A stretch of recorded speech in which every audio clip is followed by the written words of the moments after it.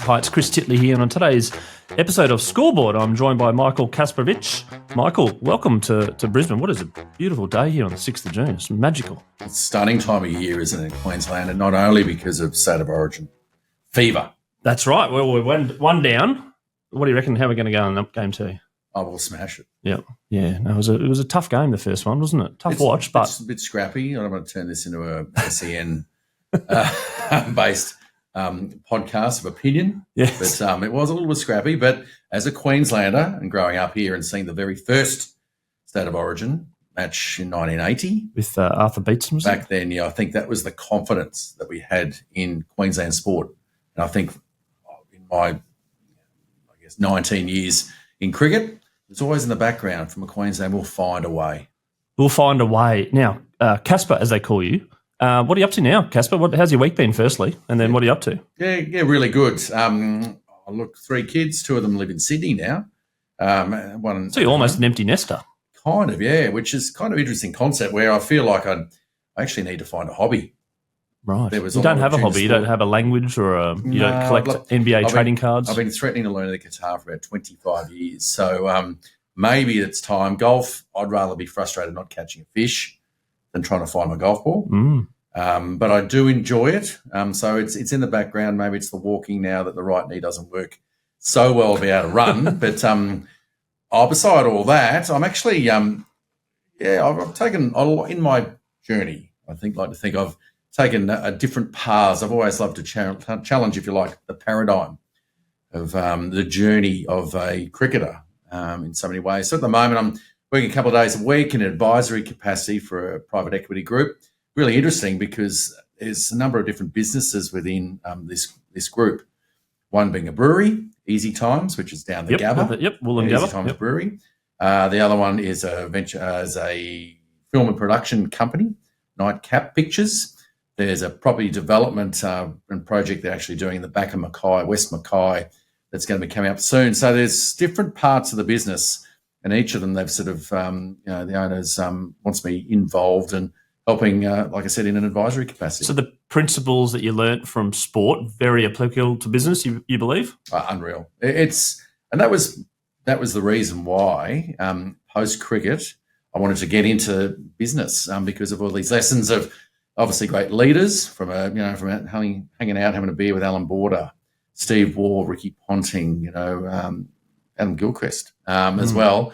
But all those players, seeing them perform, prepare, also teamwork, your communication. And I just sort of saw that and that experience. So I thought I really want to get away and kind of be awesome at something else. Go post-cricket and try and do something that we can sort of, utilise those lessons and all those great sort of information and experience of living my dream, playing cricket, obviously for the state and my country, utilise that in life after. Going back to that dream as a kid, wanting to play for Queensland, wanting to play for Australia, when did that come about? When did you first pick up a ball and the interest in cricket? I reckon I was in year 3. So I was 8 years old. Year 3 started in the summer, February birthday. So all of a sudden the teacher came round and said, who wants to play cricket in our juniors team? So I put my hand up, found I could bowl faster than the other kids. I can also hit the ball further than the other kids as well. So I just loved it. That was cricket season, but then obviously rugby league, we did the same thing, running around and doing all that. Managed to make these junior teams from zone teams, Brisbane South. I made the Queensland primary school team. Yep. We played New South Wales. I think that was the first time I came across Adam Gilchrist, actually. Right. In that sort of that It's interesting that primary school team's pretty etched in those memories. I didn't make it. I got close, but Anthony Kavanagh was the keeper, ended up taking the keeping spot there. But in that team, Cav, if you're listening, mate, still hold it against you. But we had Watto, Shane Watson, we had Nathan Horrocks, we had Steve Poulsen, we had Batatrotto. It was a good team in the end. It's etched in that memory, but I think they did pretty well. Yeah. Well, the funny thing is, I think in my primary school team, when I was left high school around about that sort of age, I reckon there's only 3 guys still playing cricket. Duncan Betts was in there as well. Remember Betsy? He played for uni with me he did. as well. Yeah, he was in that team. Matt Lane at West. But so what my point was going to be around the drop-off of players. Yeah. People were there and things change. My journey was, I guess, the realisation of how important cricket was in my journey wasn't evident until later in life. But my father left the family when I was 9 years old. So at 9 years old, all of a sudden, I had to become almost like the senior. I had 2 brothers, younger, 6 and 4. One of them played for the Waratahs, Simon, the youngest one. But growing up, I was sort of almost like the family head, I guess, and my mum was working and struggling to put food on the table for us. I then went to Brisbane State High.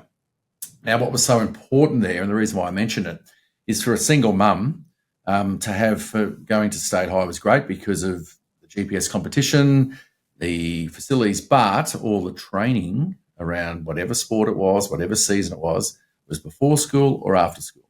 So it was still accessible.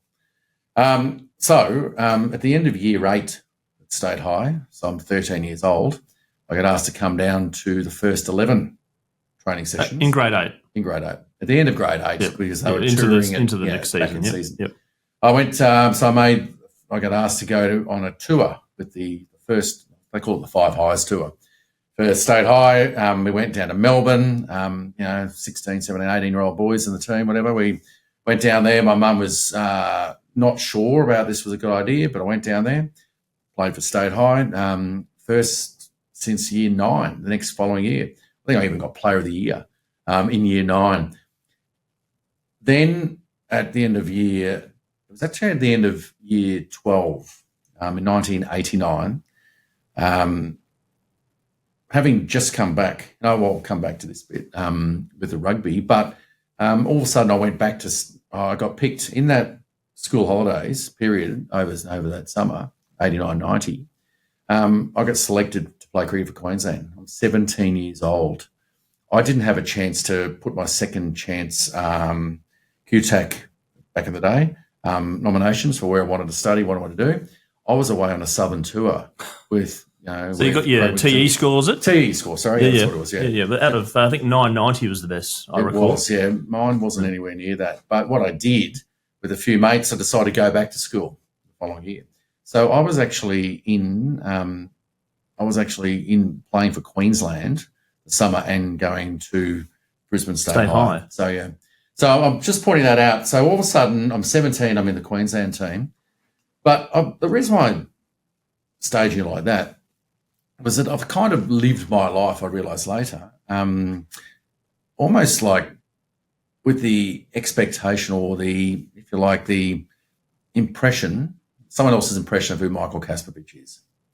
Because I was 9 years old, all of a sudden I had to be the adult of the household. I'm 13 years old, I had to be, playing with men, playing with people that have got driving cars. Right? And I'm 17 years old. I'm going on a southern tour, obviously with, Alan Borders in the dressing room occasionally. We had Carl Rackman, Greg Ritchie, and even at the time, going, at school, the sponsorship. There was obviously Forex, and these are the days before mid-strength beer, having to go away and was sort of... The Forex Queensland Bulls came in around 94? They were just in the background. Yeah, they were. The Bulls went around. But there was the Benson and Hedges Sheffield Shield. Yes. And so I remember one of my first sessions, I've gone there, there's a pallet of Benson Hedges special filters sitting in the dressing room, and everyone got this wonderful yellow bag with Benson Hedges Sheffield Shield on it. That became my school bag. I'm a non-smoker, always have been, but I did take a couple of packs because I realised that cigarettes were a wonderful bargaining tool in the schoolyard. Right. And then the people at Benson and Hedges, you're like, no, they're my sponsor. Oh, what do they do? Cigarettes. All right. Can I have a few? All right. Yeah. So there you go. Going to get a touch on the pressure of, professional. It was a professional. It wasn't a professional era then, wasn't it? Exactly. Not at all. Everyone's so 94, 95, I reckon. I think that's sort of when it changed, but yeah. So 1990 was my first season. So you're growing up going, want to play cricket for Australia. Did you have anything in the background going, what do I want to be when I grow up? It was just cricket. I'm just living my dream. Yep. What did happen actually in September 1989, so in year 12, the first run of it, I made the Australian schoolboys rugby team. as well as as cricket. well as. So, so all those. we played Queensland, went down to New South Wales, Sydney, made the Australian team, went to New Zealand. Craig Polomana was the captain. There was a few other guys. Anyway, we played New Zealand. Unsurprisingly, we lost that game. 3 games it was. Then we came home. Then I'm playing cricket. And I thought, right, season, or I'm going to play for the University of Queensland. That's at St Lucia. I lived at Macrobat. And the irony was, the reason why I played for uni had nothing to do with pathways, opportunity, anything like that. Wade Seckham, who's one of my best mates, played so many games for not only for Queensland with him for years, but also the University of Queensland. He said, Kaspa, you got to play here. Scotty Muller was there as well. He started off there. Before he went to the Gold Coast, yep. So I've actually turned up there. And the reason why was he told me there's no lock on the fridge.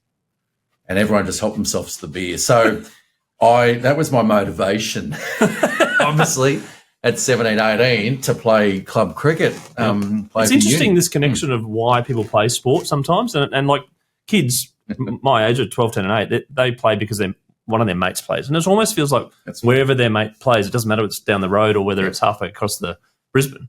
It's like, well, the reason I'm playing is because I want to play with my mates. You want fun. Yeah. And that is the key. It's nothing to do with the setup or the grounds or the facilities or the coaching. It's like, no, I'm just playing with my mate. And I want to play basketball with my mate or wherever. I'll give you an example of that. There's my son, Ed, who is 18, finished last year from Nudgee after a couple of years in the rugby program, successful, made the Queensland team every year for cricket. 6'8" he is. He's a fast bowler and pretty good. But the rugby's taken off. He couldn't play with his back last year. He's down at Waratahs with their academy program.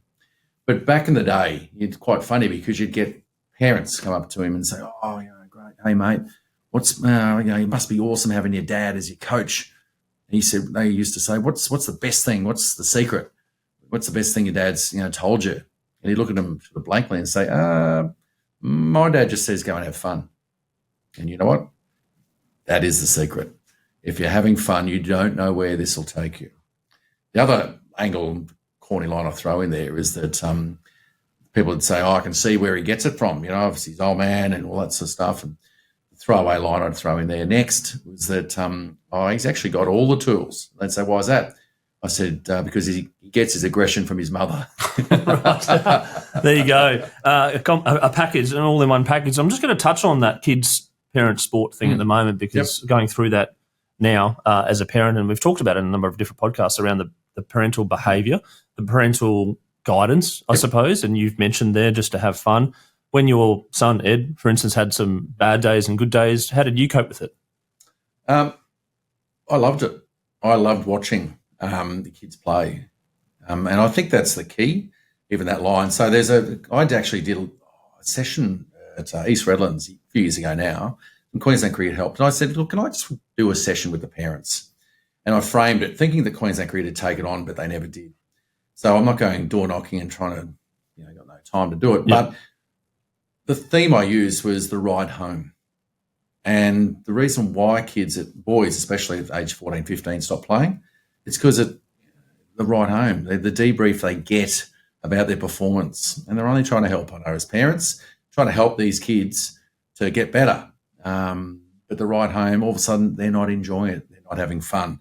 And so the angle I took was talking about that. My single mum was great because you'd come home, she'd drop you off and pick you up and how'd you go today? And she had no idea about the game of cricket or football, whatever it was. And just say, oh, look, it was, good. Yeah, not bad. I scored 100, got, 5 wickets, double hat trick. Oh, that's nice, darling. Did you have fun? How'd you go? Did you have fun? And every time, absolutely. So that in the background, there was no pressure at all. Now, that was my experience. But what I love telling parents is that when you think about the best players, so playing for Queensland, you're playing every game, 10 Shield games. If you have 4 great days a season, that constitutes an incredible year. That's an outstanding season. And when you think about it, if you score 400s in a season or take 4 fifers, you've blitzed it. We fail. The best players fail. We're constantly failing.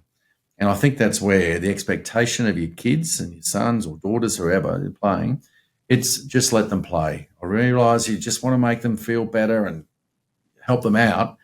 But just if you're long having fun, you don't know where it can take you. Because even that with the pathways, when you get kids identified at 13, 15, whatever it is, and collecting these teams, have a look at the people in their 20s that all of a sudden got the chance. Physically, things change. They got into it. They were a spin bowler, now they're a fast bowler. Or, well, Steve Smith even, picked as number 8, didn't he? Exactly. Good example, Joe Dawes, 10th highest wicket taker for Queensland. Was a medium pacer, at Sandgate, then he goes to Valleys, gets stronger. All of a sudden, bang, he's picked. Got to the point where he's first picked for a long period of time. And there's so many examples of players like that. And the key, and I always say this, if you just keep loving the game, you don't know where it's going to take you. And from a parent point of view, do you see some behaviour every now and then of parents that sort of like, yelling or pushing their kids a little bit too hard? Yeah, of course you do. And it's not just cricket. It's all No, I'm not. And you do see that at cricket with, everyone's camped up for the day and the, the feeling of, different balls or shots or the way they play, or it's an easy game from the sideline. It is when we watch at the best level. So my other son, Harvey, he's 15. He's only 6'7", but he doesn't play cricket. He never played a game of cricket, never played a game of footy in his life. Academic blitzes. He at school at Nudge, biology, duxes that and whatever. Anyway, he come home from school and he said, Dad, I'm going to try rowing. I said, have a go. Oh, yeah. I was just at the Australian Rowing Nationals earlier this year. He's blitzing in that. But the best part, he plays in the 10D soccer team. Football, sorry. Yep. Soccer team for Nudgee. And it is the best sport to watch. Reason being, these kids, they're not useless, but they're standing around laughing the whole time at their air swings, at bang. And at training as well. No, they still train all that. No, as in like they're laughing at training as well, right? Having a fun time at training. It's not like, high pressure training as well as high pressure games. The second best part about going at 1 o'clock tomorrow, I think we play Churchy. He's got the game there, 10Ds. Is the second best part about it, all the parents watching, not one parent dreams of their kid playing English Premier League football. We're just they've broken the circuit. Happy watching the boys have fun. And you're outdoors and you're in a team and all these lessons that you'll talk about in a second about sport translates to life, not just business, but life. Absolutely. Yep. And so let's go through you played for Queensland, you debuted for Queensland, you moved up into the ranks, you get the call up to play your first test. How did, at that time, what were you feeling? Were you shitting yourself? No, not all. And not because a couple of years earlier, I'd actually taken 50 wickets for Queensland.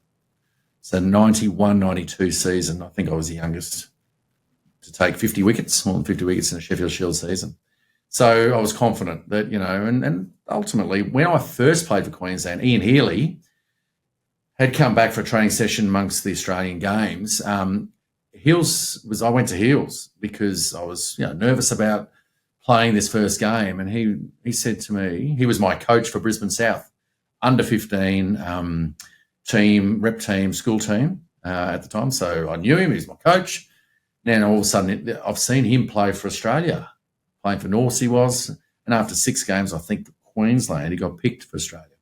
But his words were perfect because I said, look, I am nervous about this, I don't deserve it. And I didn't because I was purely picked on potential. He looked at me, he said, Kaspa, break this down really simply. It's the best 11 club cricketers from Brisbane against the best 10 or 11, I don't know why the 10 come in, the best maybe 11 bowling cricketers, club cricketers from Western Australia. That's all this is. That's what Shield cricket is. And when you take it up to the next level, when you talk about national, it's the best 12, including the 12th man, of course, cricketers from state cricket from Australia. And when you're dominating state cricket, which we were. And 50 wickets for that season. Yeah. So it just sort of breaks it down, simplifies it, I suppose. So did you get nervous? Are you a nervous person? Oh, really? when I say nervous, you are. There's sort of butterflies. I guess there's an anticipation to it, but I wouldn't call it shitting yourself or anything like that, no. And confidence. You sound like you're very confident. You've always been confident or not? Yeah. I'd like to say I'm very competitive. Okay, yep. It's the other side of it. And And that's come from where? It's inbuilt. It's inbuilt, I think. You just don't, not so much not like to lose, but one of the things I'd love to do is actually surprise people. Can you go into that a bit further? Yeah, because I think one of the things that I found with my whole journey in the Australian team, the standard line I get asked all the time, and even now, which is kind of flattering in many ways because I've been retired for 18 years. I played for 19, but I've been retired for 18. First of all, people say, "Oh, Kaspa, are you still playing cricket?" And I say, "No, I'm 53, it hurts too much, but thank you." The next line you always get is, "Are you coaching or commentating?" And that whole concept comes from, I guess, there's a perception around the fact that, well, you're a cricketer, that's what you do, don't you? You finish playing cricket and you go into coaching or commentating. I have, dabbled, done a little bit of the commentary thing, but at the same time, I love surprising people because the first thing I did when I finished playing cricket was I did an MBA at the University of Queensland, Master of Business, and the concept for me was actually around rebranding. Identity?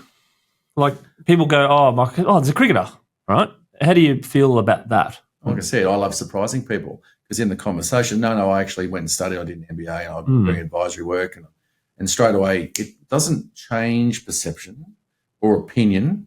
It actually influences it, is the way I like to call it. Because people, when you're playing sport, when you're playing cricket, you're on the field, there's a perception. People have a perception or an opinion about you based on which team you play for. Or you're a fast bowler, say brain surgeon or rocket scientist, whatever it is. Yep. That's just your domain expertise in that. Well, that's for a period of time, right? That's right. But not for the whole period of time. When you say you're 53? Yeah. So cricket's long gone, right? So, it is, and that's where, like I said, playing cricket's long gone. Yeah. And even for me, it was 19 years playing for Queensland, right? And it's 19 seasons, of cricket. Going through all the different levels from non-professional, semi-professional, right through to professional and where it is, the start of where it got to today. But I sort of also just, that journey, I thought, I said at the start, let's challenge the paradigm. Let's take those lessons into a business context. And the irony of that 19 years, even 10 years, right, with the Australian side, that in itself was pretty extraordinary. My time, 10 years, I was in and out of that side. I lived life on the edge, if you like. 13 times I was dropped. In 10 years? The Australian team. 13 times. Team, in and out of that side, 13 times in 10 years. So the lessons of resilience was a big one and finding a way back in.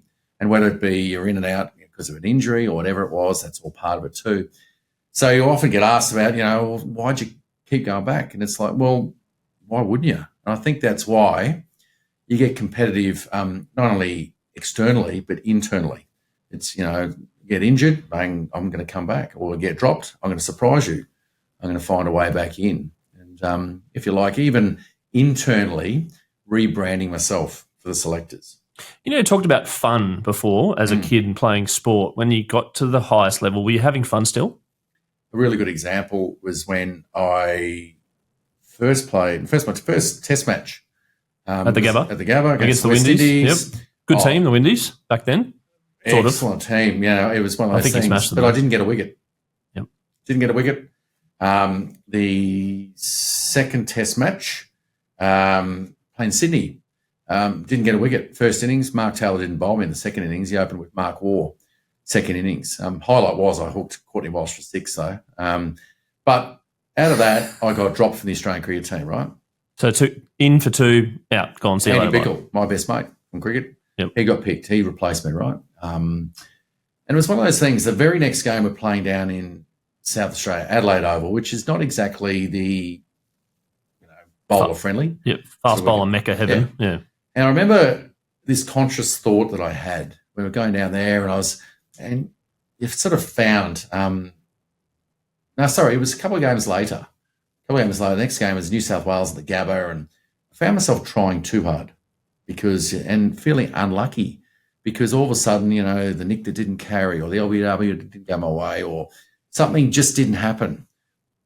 You don't live life feeling unlucky. And that's ultimately the only team or people that talk about being unlucky, they only refer to being luck happens to be the loser because they're unlucky. And they're blaming something. Of course they are. And so I presence of mind go, right, well, that's not me. I can't do that. So we're playing South Australia at Adelaide Oval, and I stopped and I thought, what was I doing before I played for Australia? And physically, how was my mind? What was I thinking about? And the word fun came flying in there. And it was about that. It was about, that's right. I was actually had a song in my mind, head bang, having fun off the field, on the field, having a laugh or having a joke, and taking that pressure away. So I went into that game and did exactly that. Got 5 wickets. You brought it back to your roots. You brought it back to why you play the game. And that, to me, was one of those great lessons that I've taken into life after. Do you feel like you're having fun still in life? And in a business sense, I try to incorporate that. Not taking it too seriously. You're a serious person, or you can? No, definitely. Yep. I can be, but at times I think in a business context, you do got to, obviously head down and all the rest of it when important. But the interesting thing is, in a business sense, you don't necessarily the team, the people you're with. It's a very different environment from a sporting team. Granted, you've all in one direction. There's a trophy or a title you're chasing, and everyone's, all these different skills, bang, we're going that direction. But I've found in a business sense, we're talking 18 years, lots of different experiences, I've always found business as an individual sport. Yeah, right. And in that, not necessarily that we're all going one direction, but it's quite, at the end of the day, it's not necessary for anyone to share their toys.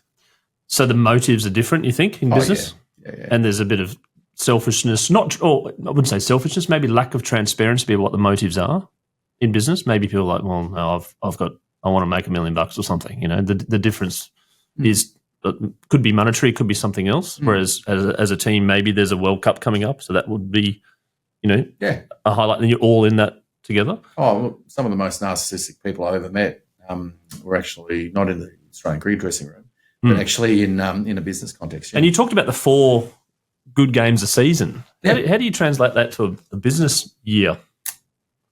Well, it comes down to expectation again. Now, obviously, if you've a listed company, you've got shareholders. You've got a half-yearly, full-year result, etc. If you're unprofitable quarterly. Yep. Absolutely. Yep. And one of the things I found on my time, on my 8.5 years on the board of Cricket Australia, so as a director of Australian cricket, was that my concept of the shareholder, and what I don't think really was understood with cricket, and sport doesn't understand this. When you've got a shareholder, the difference between a stakeholder and a shareholder. Stakeholders invest money, right? Easy. Their dividend is financial back. They're happy. Give them a report, as you say, they're happy. A stakeholder has invested time and emotion. Now, whether they're volunteering, pretty much that's where it comes from. What you find is that understanding the dividend, what they're actually expecting, how you actually tangibly what is define it. And they don't, and no one sort of does it. But one of the things I like to think I did harness it was I was listening because they want to be heard. And that is exactly the dividend they want. Because that time and investment emotionally into the sport, they just want to be heard. And I found, it was quite funny at the Gabba, not that in my board capacity I was going around, swanning around and red wine stained teeth, and which is how I used to always, as a player, that's generally how we come across the board directors of Cricket Australia. The only time you'd see me in a wedding dressing room, and like I said, red wine stained teeth.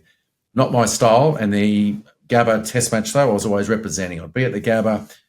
I had a guy come to me once and say, Kaspa, must be awesome being on the board. I said, why is that? They said, because you got the best seat in the house, there's the food, there's wine, you're entertaining, it's great. You're behind the glass watching cricket. I said, yeah. Not a 90% humidity. I said, you know how every job has a shit factor? He said, yeah. I said, what do you reckon the shit factor being on the board of Cricket Australia is? I said, you have to listen to everyone tell you what's wrong with Australian cricket. And for me, that's what came through loud and clear. And I was always available, always listening to people. Not that I could actually do anything. That's not our job as board members. That's management, CEO and management, to implement strategy, But we just look at risk, I suppose, when you're on a board. And so that for me was sort of, I guess, the other thing is sort of understanding, that's where my journey's taken me. Christine Finnegan, who's the CEO of the Jack Jumpers basketball team I interviewed recently, she said feedback is a gift to her. And I thought that's an interesting way of putting it. How did you deal with feedback being dropped 13 times? Well, our performance is so visible. So you're getting feedback on the Monday morning paper, aren't you? Yeah. Or from and nowadays you're getting a lot more feedback from blogs and social media, right, than your day. But certainly it's probably pronounced more now. Well, I think it's the opportunity. But did you know a couple of times you reckon you were going to get dropped? Yeah. Yeah. Because you know your spot, you know that you're in. And even if you took 100, you got 5 for whatever, you dominated. Glenn McGrath was coming back.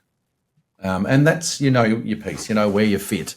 In a team as well. Absolutely. As opposed to business, maybe you said individually, right? Yeah. And I think that's where even the role, I guess, of 12th man. I did a lot of tours with the Australian side. Did I get on the park all the time? No. Was I around? Was I a good present 12th man? But I think that helps, not just being frustrated about not playing, but actually helping each other, helping guys get ready or being around. And I guess I'd like to think that we left a good impression with other players and talk about being, not a team man, I suppose, is the branding, but you're actually around supporting. And so, at the end of the day, selecting 2 different players, they're going to pick someone that's going to fit the environment. I've seen a little bit of an example of that in lower grade cricket where someone gets out for a duck as a batter and that's like, the game's done. That's it. Yeah. But they're in the field. They can do something in the game to change the game. It's not necessarily their core. Like if you get taken off bowling and you're down, you're getting belted, the body language is down a little bit. But there's one moment in the game that can change entirely because of you. And you need to keep your head up and keep being part of that team and keep being present. Yeah, and even the Brisbane Lions, I think when Oscar McInerney got injured and the Darcy Fort came in the grand final and played a ripper of a game and they won the title. And, Oscar was around that grand final. It was like not lamenting that he was injured. He was there present the whole day. Yep. And you did a lot of that. And you're known for that as well, being a team person and a team player. How do you take that into business now? Oh, you know that, and maybe that's the thing. I haven't spent 20 years in management positions.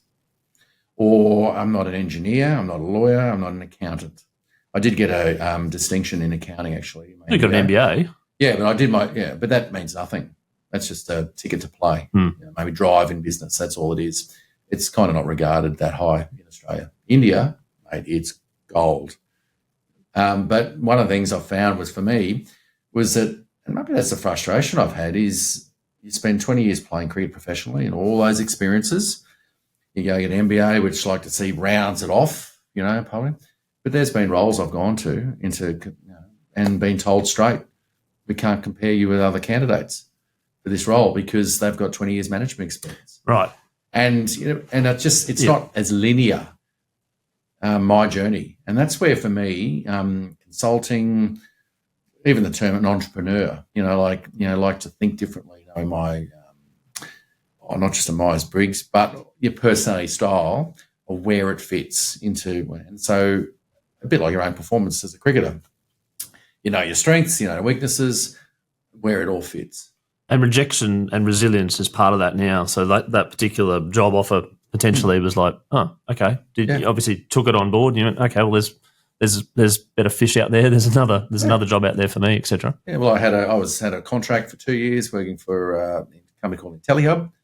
Huge, big private equity. They do smart meters in homes, 25,000 a month.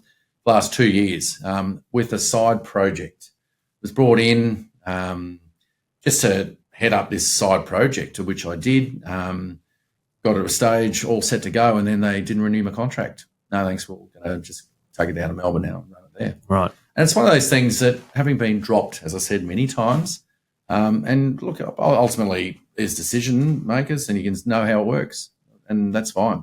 But taking lessons from that experience into what I'm doing now, from the whole journey, I think that's the where for me. It's important to just That's where I'm in a real good spot right now. Yep. Not sitting back kicking cans going, oh, look, bloody, it's ridiculous. So, I'm unlucky. Well, exactly. And let's talk about the business of sport at the moment. You talked about the PE group. You talked a little bit about India just then, where sport and cricket is huge. John Buchanan talked about a program he's setting up in India about sport, etc.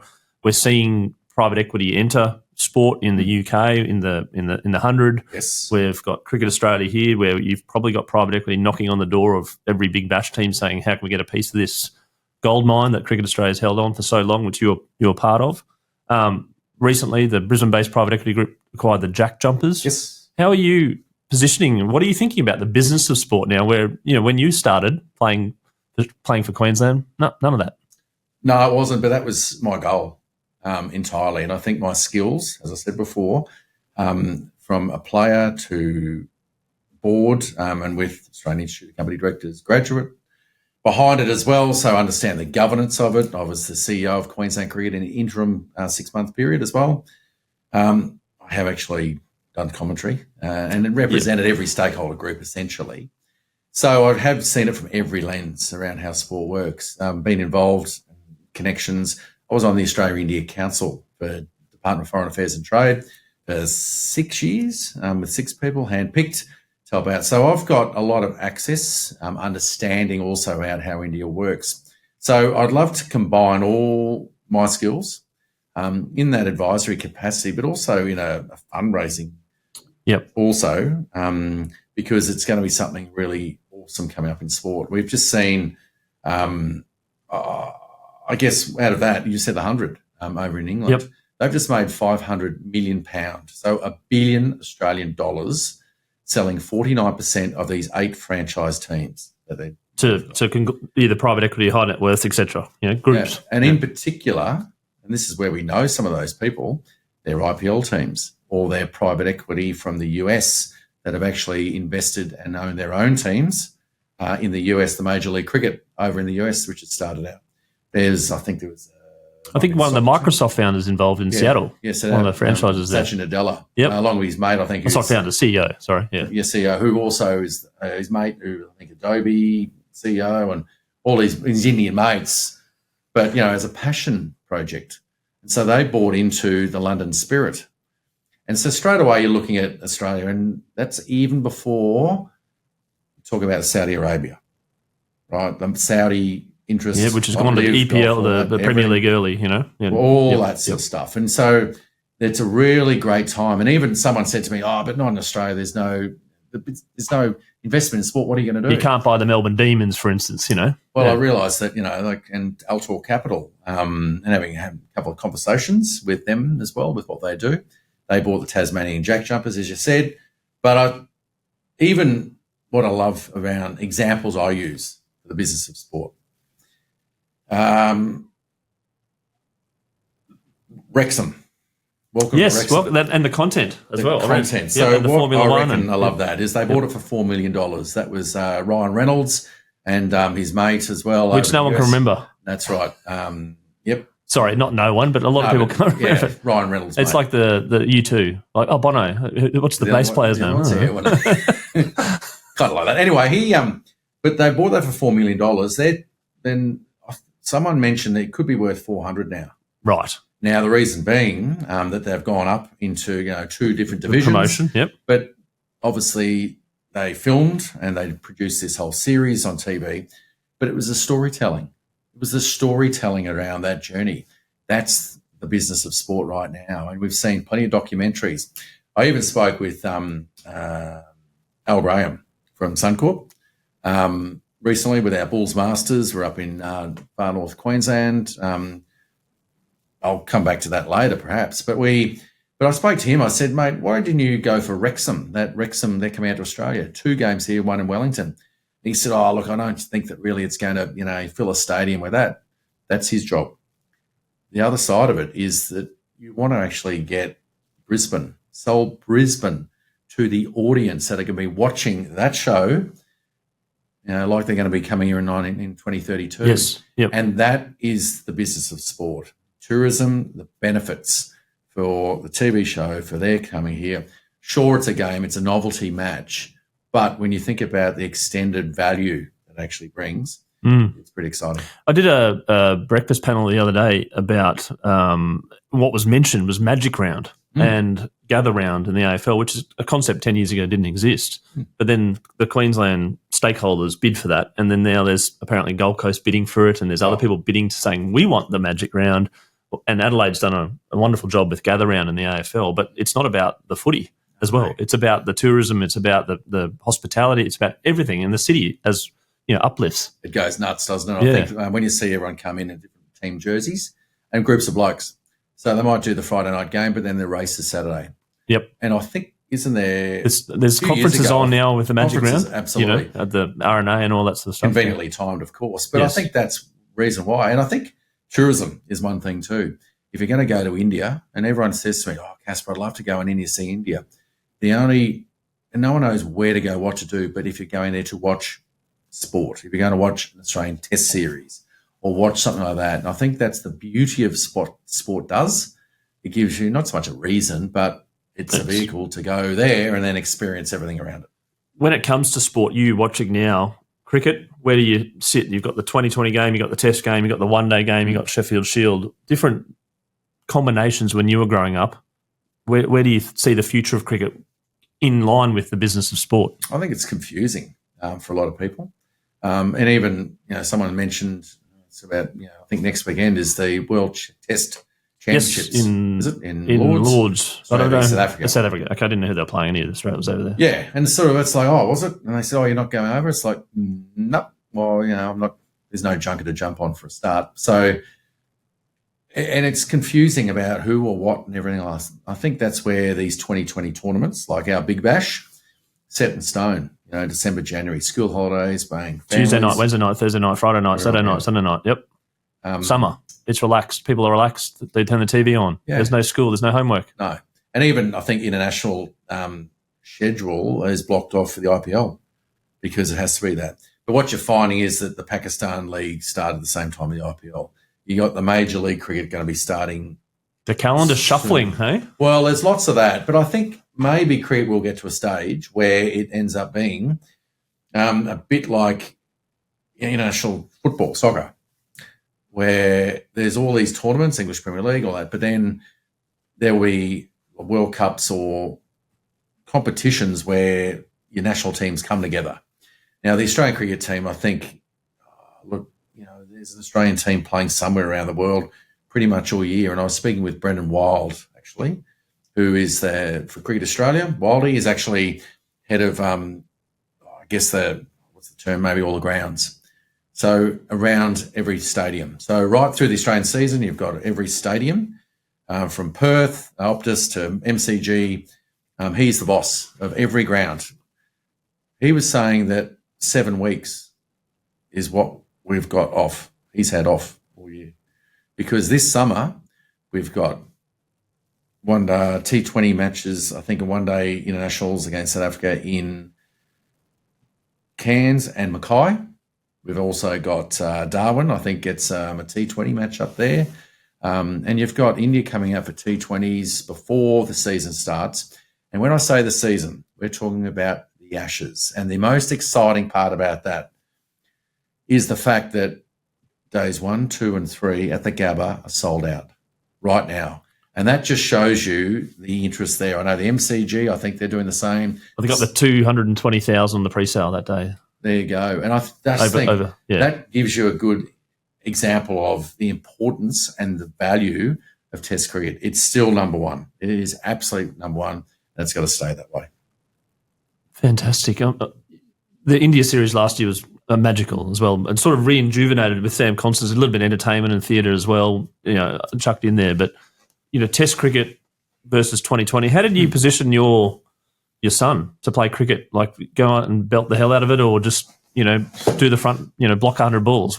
Where's the thinking now from maybe an 18-year-old? We didn't have that conversation in the car, the drive home. Not the 15 minutes after. No, it wasn't. No. I think it's just, look, when you're seeing kids playing reverse sweeps and all the rest of it, go for it, do it, enjoy it. They're seeing it on TV, seeing the best players do it and master it. I think that's the other side of it. The benefit is, where this is going to take us in the future. The skills are going to be even better than they are today. More versatile in regards to the testing and kind of the actual shots involved, yeah. But even John Buchanan, I think back in the day, he was sort of trying to get players to learn to throw left and right-handed. Yes, you mentioned that about becoming a versatile 2020 player as a person that can bowl left and bowl right. I mean, AFL, kick left, kick right. Well, we've seen that even, I think in the IPL there was a county cricket guy switched as well. Yeah. He might play in the IPL as well. There was I think it was Sri Lankan guy, spinner, was coming in bowling left and right arm. You do obviously have to tell the umpire. Yep. And it might be, and when you think about it, yeah, sure, with shorter boundaries, one side, left, right-handers. And the run-outs in 2020 and the fielding, all run-outs, fielding, exactly. Versatile. Michael, I ask my guests this around sport, is their favourite all-time sporting moment? I'm curious to know what yours is, whether it's involved you or whether it didn't involve you, or both. Oh, look, one of the things I get asked is, do you miss the game? And in a roundabout way, I said, no. I tell you, the things I miss, not necessarily, I miss competing. As you get older, it doesn't work as well. But you miss the dressing room. And so when you say special moments, for me, it was actually dressing rooms. And for me, the number one was India, 2004, when we won the first Water Gavaskar trophy for 1,000 years. And the best part about that was that it was with mates. I'd been there in 98 with the Australian team. We lost. So we lost that series, 2001. The famous series? Yep. The Harbhajan's 30-plus and the hat-trick. And the very, very special Laxman getting that was 500. Eden Gardens. Yep. And so, same thing. We lost that one, full strength. But then going back in 2004, I remember saying to Dizzy, Jason Gillespie on the plane, not that we were breaking any beer drinking records to India, but over a beer, I just said to him, I said, we got to change the way we do this. And so the tactic was to bowl to the Indian strength. And so we come up with a plan to bowl straighter, meaning off stump, because normally that doesn't work because I'll flick you to the leg side. It's almost a reverse psychology. Well, what happens, what we did was actually have two men back deep on the leg side, one maybe even forward a square leg, which was almost like a sweeper as well. So if you did hit it to leg side, you weren't getting a boundary, you had to run one. Force them back with two men back, play a hook shot if you want to. You'd also have a short mid-wicket for if they flick it out of instinct. If it's in the air, we'll get you. And deep in on, bit straighter as well. And we executed with that plan. And we executed well without going into too many details around. That to me was the best sporting moment when we had something so different from the typical Australian plan, what we've been doing for years and been so successful doing, which didn't work in India. And so for me, and I guess that was it, that, that for me was the number one. You know how you talked about surprising? You surprised them because they came out and they're like, that's normally a boundary. That's right. And they're like flustered. I remember even watching a game when the defense breaks up in basketball or something and they're like, opposition, I normally go to my right to lay it up, but I can't do that. They get frazzled, right? Yep.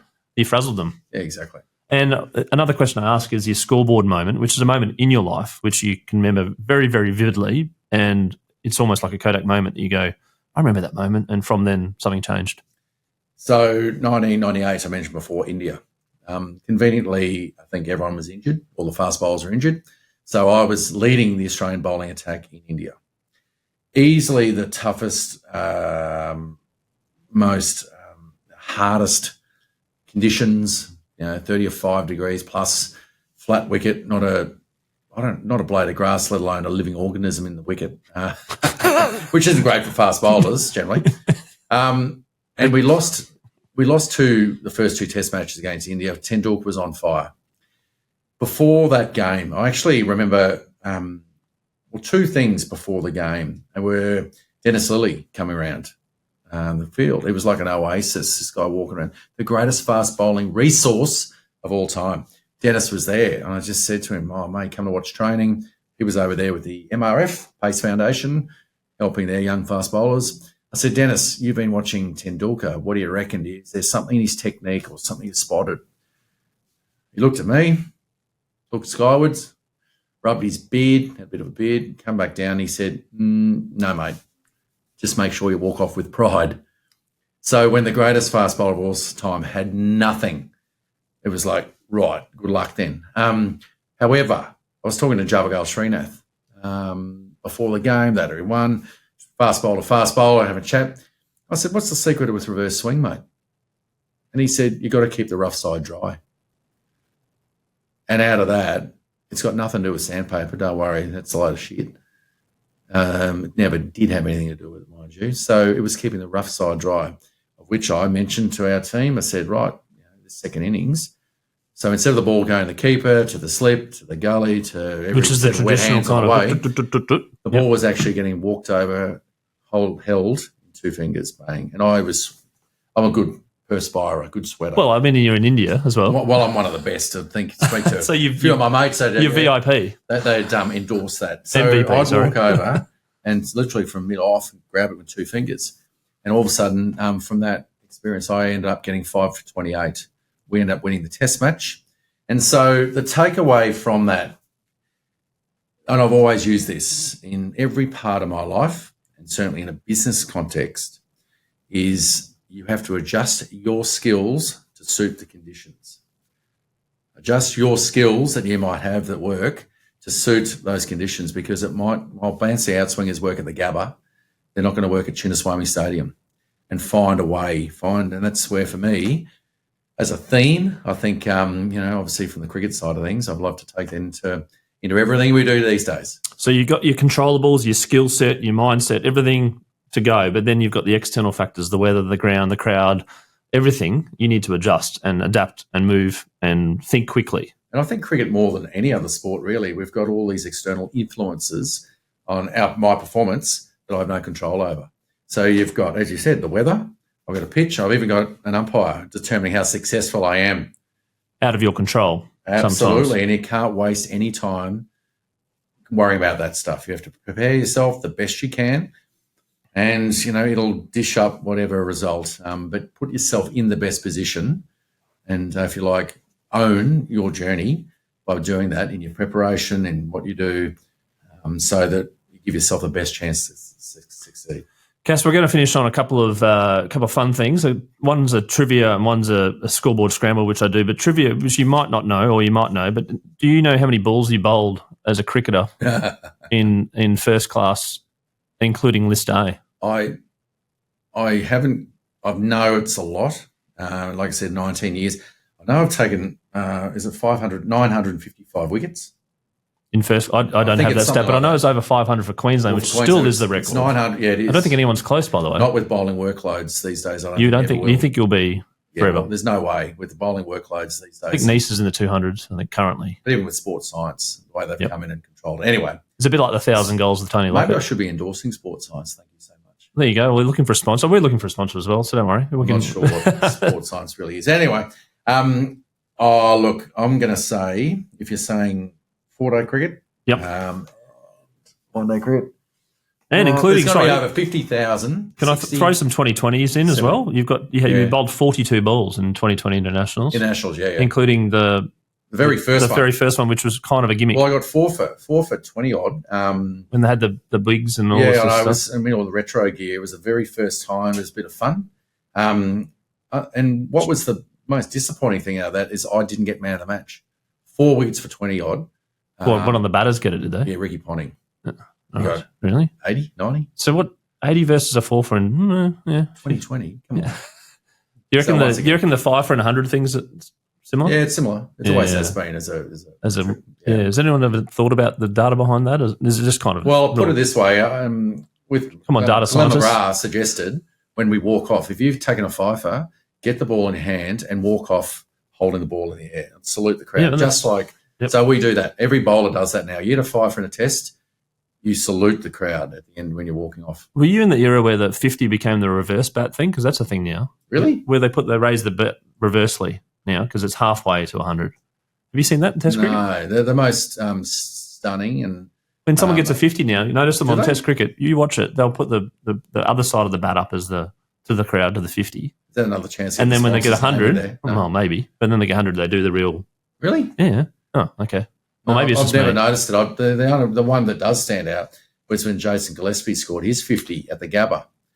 And all of a sudden he started riding it like a horse. Was it Adam Sandler movie, wasn't it? That was it. Yeah. Was it Happy Gilmore? It was the Happy Gilmore celebration. Well, I'll go through the answer. So Right. this is Okay, I'm going to take a rough guess. Yep. 75,000. Oh, you're a bit over there, according to ChatGPT. Mm-hmm. It's given me all my questions for my interview. By the way, I don't. Sure. Yeah, it's none in my head, of course. This is what it says: 7,140 test balls, 2,225 one-day international balls, T20 international, 42, 7 O's. First class overall, this is a fun one, 49,377. Yeah, that's List A, 11,037. yeah. Well, the 60.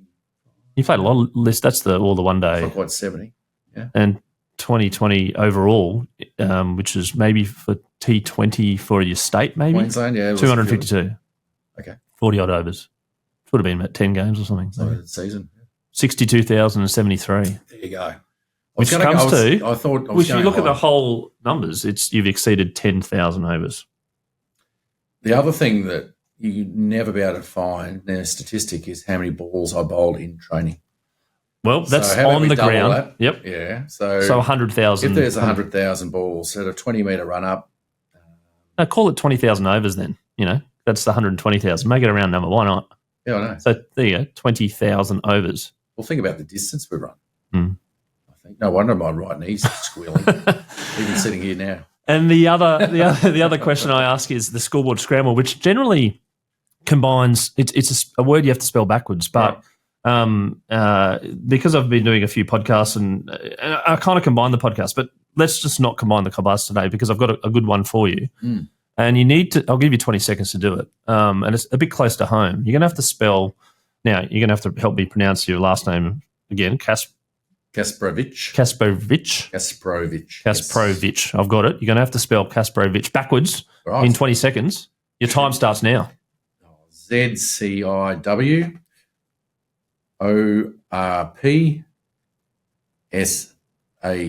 Correct. Hey, ZCIWORPSAK. And why don't you keep going with your middle name and your first name? TTOCSLEAHCIM.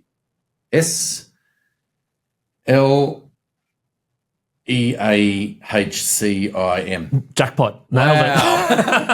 That's extraordinary because generally I can't remember a phone number. Right. My wife. Do you know your phone number? Yeah, Do you know I think my wife's actually diagnosed me ADHD.